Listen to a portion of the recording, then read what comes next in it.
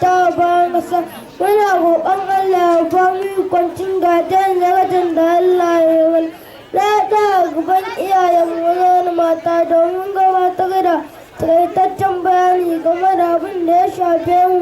mu marayu mun sani kowa akwai irin jarabawar da Allah ya yi mushi mu Allah ya tarabce mu da rashin iyaye hakan ya sa muke fuskantar ƙalubale iri-iri wanda duk muka ƙoƙarin bayani za a ji amma ba za a fahimta ba kamar yadda muka fahimta saboda mutum bai shiga halin magaici ba kamar yadda muka shiga rashin iyaye yana samun rayuwar fuskanci ƙalubale masu yawa wanda haka yakan jawo mana tangarɗa a rayuwar saboda rashin samun tarbiyya abinci tufafi gun zama nagartaccen ilimin addini da na boko abinci yana kasancewa abu ne wanda aka fi buƙatuwarsa kullum sau uku ko ƙasa da haka amma samun sau ɗaya yakan gagara gurin marayu saboda babu wani tsayayyen namijin da yake kulawa da cin hakan ya sa ba ma samun isasshen abincin da zai gina mana jiki kamar wanda suke da iyaye maza mahaifin na hana mu samun ababen more rayuwa wanda iyaye suke siya wa yayansu kamar su indomi bobo biskit lemu ayaba abarba naman kaza da sauransu waɗannan abubuwan da na zayyana wani zai gani ba komai ba ne a gurin amma a gurin abu ne mai juna ƙwarai da gaske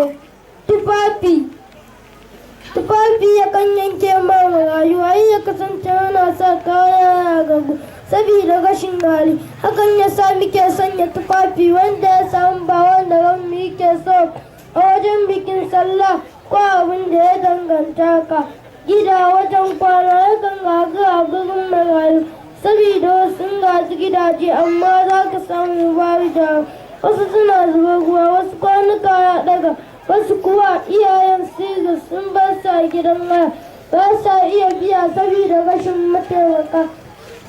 saboda ba mu da wanda zai yi mana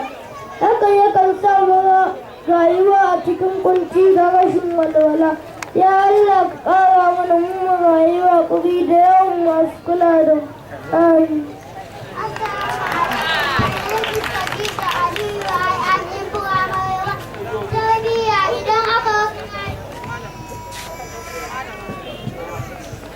Tarbiyya idan aka rasa mahaifi tarbiyya yakan kwace don iyaye mata suna da rauni har ta kai an samu matsalar da zai kawo lalacewar tarbiyyar marayu kamar shaye-shaye sata zinace da makamantan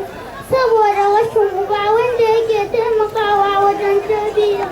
ilimi a wajen mu marayu yana samun tangarɗa da zarar mun musu